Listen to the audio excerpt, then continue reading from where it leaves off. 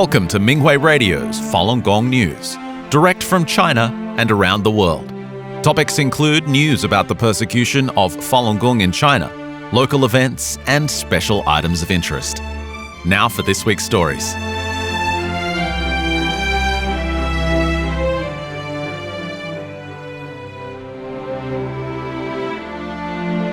USA. July 4th, 2026 marks the 250th anniversary of the founding of the United States. In statements sent to the Minghui website, Republican Senator Todd Young and Democratic Representative Pat Ryan reaffirmed their commitment to protecting freedom of belief for Falun Gong practitioners as the nation celebrates this milestone. Senator Young wrote, "America was founded on the principle that every person is endowed with inherent dignity and the freedom to live according to their conscience. Those values, including religious liberty, human rights, and the rule of law, have guided my work in the Senate, including my support for the Falun Gong Protection Act and efforts to hold the Chinese Communist Party accountable for its human rights abuses." U.S. Congressman Pat Ryan wrote in his statement, "I risked my life in combat to protect fundamental American freedoms. That absolutely includes the freedom to practice your religion without fear of persecution." As we celebrate 250 years of this country, we also recommit to protecting the freedoms that our founding fathers envisioned. I'm proud to co-sponsor the Falun Gong Protection Act and stand with practitioners against CCP persecution today and every day. Canada. Parades were held in cities across the country to celebrate the 159th annual Canada Day on July 1st. Falun Dafa practitioners were invited to participate in the parade and other celebrations in the town of Aurora, Ontario. The temperature was nearly 104 degrees Fahrenheit that day, but undeterred, enthusiastic crowds lined the parade route. People waved and cheered as the Tianguo marching band passed by playing their stirring music. One spectator, Anita Gallo, said, "This is such an impressive marching band. It's amazing to see such a large formation in the Canada Day parade. The band members' uniforms are impressive." She thanked a practitioner after receiving a flyer and said she agreed with Falun Dafa's guiding principles of truthfulness, compassion, and forbearance. India. Since May of 2026, a Falun Dafa practitioner traveled to the three major towns in the northeastern state of Nagaland to introduce the practice to people living in those remote areas. She held introductory sessions at 14 institutions that included 10 schools, an orphanage, a children's home, a homeless shelter, and a daycare center. Students, teachers, and other participants said that they could feel a deep sense of peace and inner happiness after they did the exercises. The teachers and principals said they appreciated the practitioner for instilling positive moral values in their students. Several principals sent letters expressing gratitude. Community leaders, a school administrator, president of a bar association, a Catholic priest, and retired chief medical officer working in a clinic also accepted informational materials about the practice and its persecution, and some described how they would seize opportunities to help raise awareness. Sweden. Almedalen Week, also known as Politicians Week, was held at Almedalen Park in Visby on the island of Gotland from June 22nd to the 26th. Every summer, political figures from different parties, as well as representatives from the business sector, the media, non-governmental organizations, and concerned individuals gather in this medieval city to hold forums and listen to debates, presentations, and take part in other activities to address current social issues. Falun Gong practitioners held a rally with exercise demonstrations, a seminar, and a film screening of the documentary State Organs to introduce Falun Gong and raise awareness of the Chinese Communist Party's persecution. Nina Gholam Ali Pour, a member of parliament, participated in the seminar and agreed that the topic was very important. He also said that he has proposed motions in Parliament to end forced organ harvesting. Canada. Approximately 350,000 people filled the streets of Calgary, Alberta on July 3rd for the annual Calgary Stampede Parade, which was formally inaugurated as the greatest outdoor show on earth. More than 100 participating groups contributed to a grand procession of marching bands, horses, cowboys, and floats. The Falun Gong group was led by the 100-member Tianguo Marching Band. A newly designed float featured the province's iconic vast wheat fields set against the backdrop of the rolling Rocky Mountains. Celestial dragons danced, and lotus flowers bloomed in the azure sky of the float, while large models of the book Zhuan Falun in both Chinese and English gleamed in the sunshine. At the rear was the waist drum team dressed in yellow, bringing the spirited resonant rhythms of their drums to the audience. Switzerland. The 2026 Festival of Five Continents was held in the city of Marginti on June 26th and 27th. Falun Dafa practitioners participated in the event to introduce the spiritual practice to visitors. The festival is a grand event that brings together cultures from around the globe and promotes the importance of respecting our differences and living in harmony. It features performances, music, and cuisine, with interactive sessions, exhibitions, and a handicraft market. Many visitors expressed an interest in Falun Dafa. Children were also drawn into the booth, and some of them learned the fifth exercise, a seated meditation. People were told about the CCP's persecution and signed a petition calling for an end to the human rights abuses. Italy.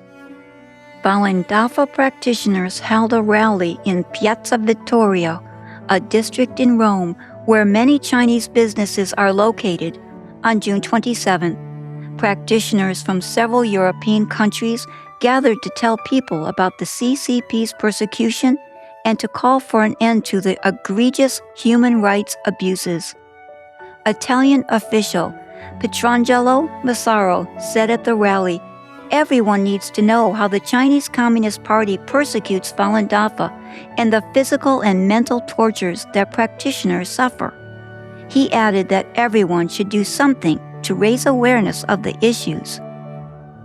Episcopal Bishop Louis Castrillon and President of the Italian Federation for Human Rights Antonio Stango also spoke at the rally in support of Falun Dafa practitioners and reaffirmed their commitment to join them in ending the persecution. Letters of support from various political figures were also received for the event. A candlelight vigil remembering practitioners persecuted to death took place that evening. The UK.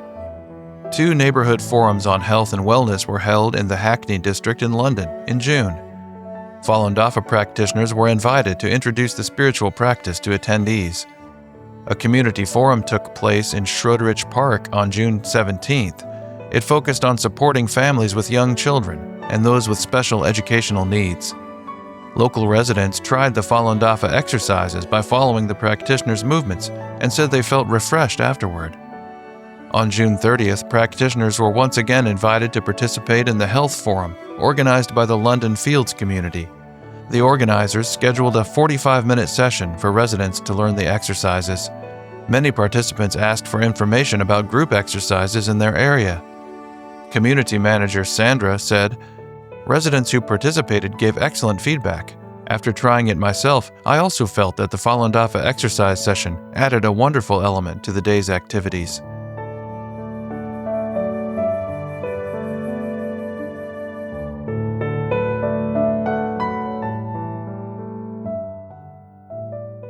The following are selected cases of persecution of Falun Gong practitioners in China. A 65-year-old man from Chengdu took up Falun Gong before 1999 while serving life in prison for embezzlement. While many other prisoners who were also sentenced to life have received commutation and been released, Mr. Zhao Naiqian remains jailed and faces continued brutal torture for upholding his faith. The prison authorities told his family that if he refused to transform, there would be no way for him to be released while he was alive. In 2017, Mr. Zhao's mother tried to visit him but was denied and was never allowed to see him again before she passed away. Mr. Zhao told his family that he wouldn't renounce Falun Gong in exchange for a reduced sentence. After spending 30 years in prison, he has become very strong. He told his family, "Don't complain, treat others with kindness, and be considerate." When his sister visited him last December, a guard told her that Mr. Zhao would not be allowed any further visits with his family. Mingwei previously reported on the abuse of a Fuyang City woman who is serving a 5-year term for her faith in Falun Gong. New information has emerged that Ms. Fan Wenfang, in her 70s, was often denied food in the first few years of her imprisonment. It was ordered that Ms. Fan was to be starved because she held firm to her faith. The guards and the inmates assigned to monitor her even dumped her food into a manure pit on purpose. She was so hungry that she scooped up the food from the manure pit.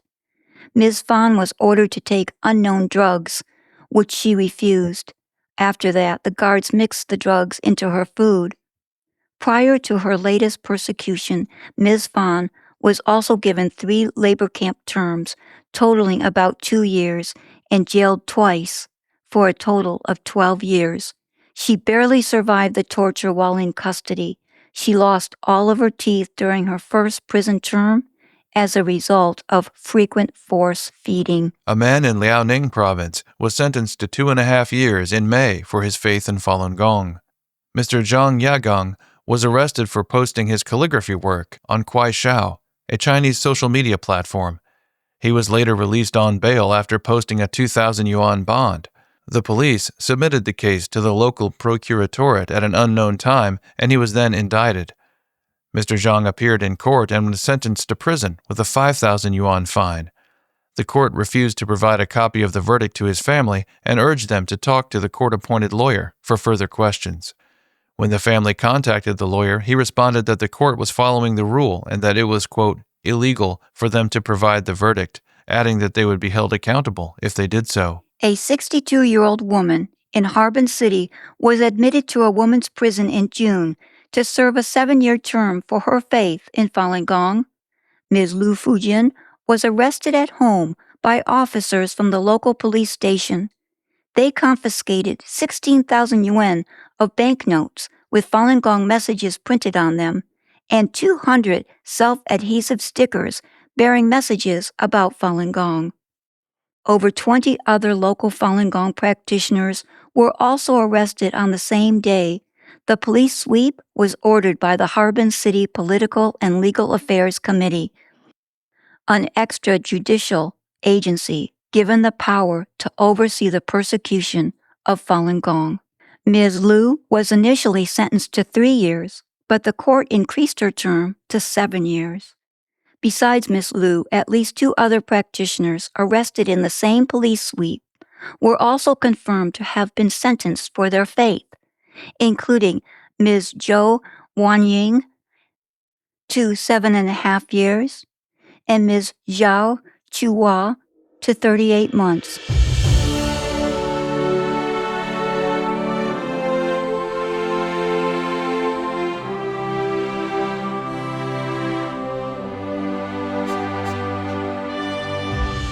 United States Independence Day celebrations sweep the nation.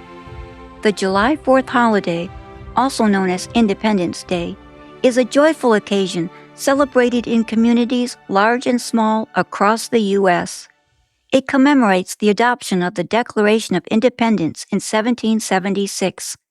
Festivities often include fireworks and grand parades during which people express their patriotism and gratitude for freedom.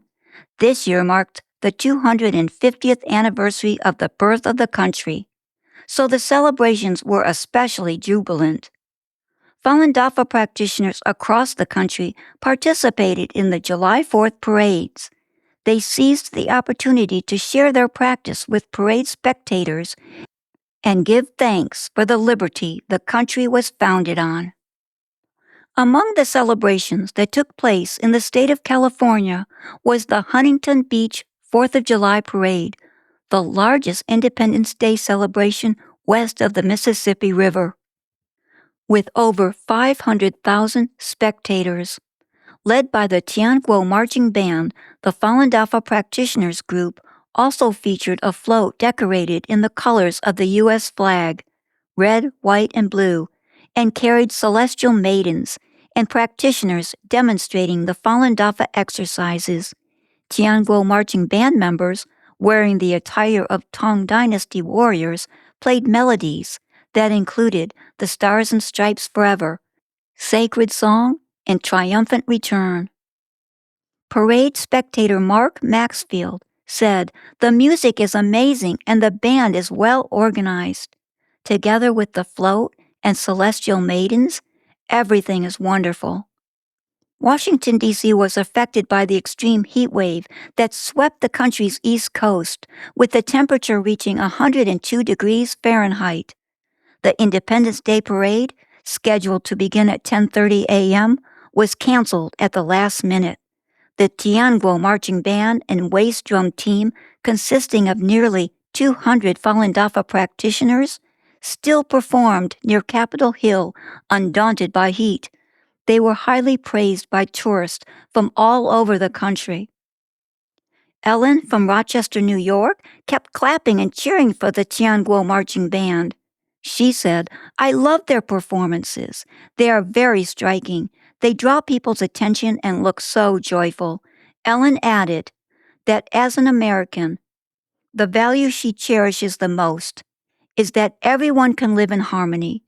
She and her husband took photos of the band and sent them to friends in Brooklyn who work in the music industry. In the state of Texas, practitioners from the cities of Houston, Austin, and San Antonio participated in the South County 4th of July Parade held in the Woodlands, a satellite city of Houston. The event is one of the largest Independence Day parades in Texas. It was larger than ever this year, with nearly 150 participating groups. The Southern U.S. Falun Dafa Association was once again invited to participate in the festivities. The parade not only featured gun salutes and the appearance of the American eagle, a symbol of the American spirit, but also reenactments of historical figures from the Revolutionary War and a military flyover along the parade route. The 1.3-mile route was packed with spectators expressing their patriotism. The organizers estimated that approximately 30,000 people lined the parade route.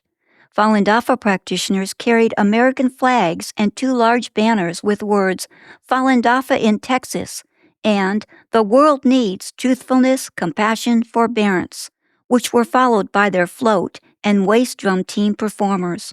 A spectator named David commended practitioners for actively engaging in community events and bringing traditional values to Americans. He exclaimed, "You are doing good for the whole world." Chinese foreign minister visit meets with peaceful protests in Northern Europe. Falun Gong practitioners from Denmark and Sweden called for an end to the Chinese Communist Party's persecution and its state-sanctioned forced organ harvesting during the Chinese foreign minister's visit to the four northern European countries of Denmark, Sweden, Norway, and Finland. From July 2nd to July 8th, practitioners held informative banners to raise awareness of the CCP's human rights abuses outside several government locations in Copenhagen, Denmark, and Stockholm, Sweden. Practitioners protested outside the Copenhagen Ministry for Foreign Affairs and Amalienborg Palace, while Wang Yi, the foreign minister of China, visited Denmark on July 2nd and 3rd. Danish police upheld their legal right to demonstrate, and several mainstream media outlets reported on their activities. When Mr. Wang's motorcade arrived, they held banners that read, "Stop forced organ harvesting," and "Falun Dafa is good. Truthfulness, compassion, forbearance is good." The protest continued the following morning. Wang's motorcade passed by their banners when he traveled to and from the place. The police assisted practitioners in adjusting their location to ensure better visibility for the motorcade. When Chinese personnel attempted to block the banners and demanded the group leave, the police immediately intervened and clearly stated that the practitioners had the right to peaceful assembly and freedom of expression under the law. The police helped optimize the protest location based on the motorcade's route. In addition to Falun Gong practitioners, there were people protesting the CCP's suppression in Tibet. Major Danish media outlets, including Politiken, TV2, and DR Broadcasting Company, reported on the protests, highlighting the overall peaceful nature of the event and presence of the police and media. After the event concluded, a young passerby said practitioners' persistent efforts deeply moved and inspired him. Chinese Foreign Minister Wang visited Sweden on July 4th and talked with Swedish Foreign Minister Maria Malmer Stenergard at the Rosenbad building in Stockholm. Practitioners held banners in a police-designated area so Wang could clearly see them after the meeting. They called on the international community to help stop the CCP's human rights abuses. Media reporters and local residents talked with practitioners. One resident said that the protest was the most peaceful and meaningful demonstration he'd ever seen. Many tourists were in the area as well, due to the proximity to the municipal center. They talked with practitioners and were shocked at the CCP's persecution and forced organ harvesting. Many signed the petition calling for an end to the human rights abuses.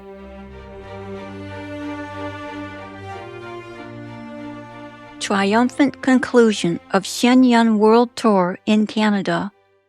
Shenyang wowed a sold-out audience at the Four Seasons Center in Toronto on June 28th, capping a 5-show run that was rescheduled after China-linked interference caused shows to be canceled there earlier this year. The Toronto performances concluded Shenyang's 2026 World Tour, which presented nearly 740 performances in 172 cities and 20 countries across 5 continents. Gary Clement, former National Director of the Royal Canadian Mounted Police's Proceeds of Crime program, saw Shenyang in Toronto with his family on June 28th. Mr. Clement, who has extensively investigated the Chinese Communist Party's illegal interference in Canada, said it's fantastic that Shenyang can perform in free countries like Canada. He hopes this sends a message to the CCP in terms of its campaign of transnational repression. He said the CCP is a master of disguise and that Beijing has infiltrated Canada and the United States, adding that Shenyang can help counter the regime's meddling. Human rights activist Mike Mole saw Shenyang with friends on June 26th. He shared, "It was not only the music or dance, the key was that the messages from the stage and backdrop were eye-opening to me. Our entire humanity is currently going through a very difficult time, or call it a dark time. The clues that seemed scattered before are all coming together. Everything that is happening in the world is to help every person who truly possesses a life and soul to wake up from a world of bewilderment and find their true selves." Mr. Mole added, "I found the answer to the true meaning of life tonight from the Shenyang performance.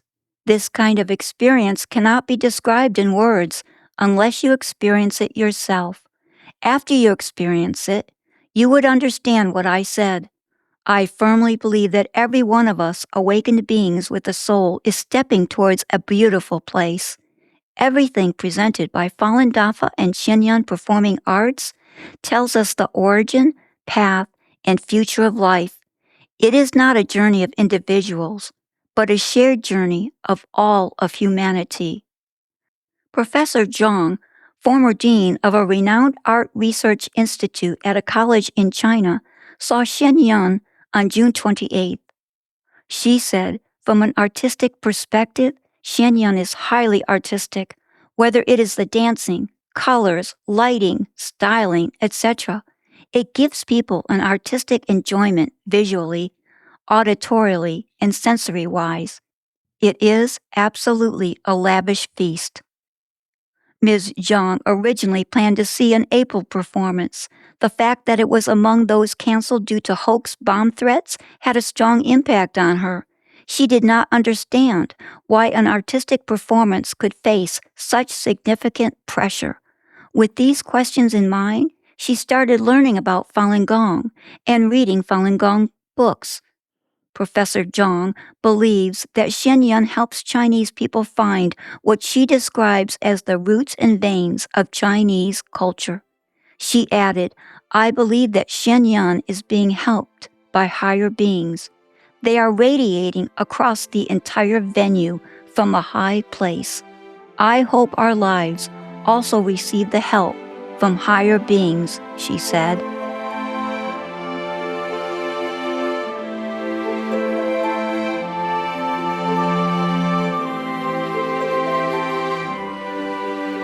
Thank you for listening to the Minghui Radio Podcast. For more information, including news about the persecution of Falun Gong practitioners in China and experience sharing stories by practitioners around the world, please visit our website at en.minghui.org.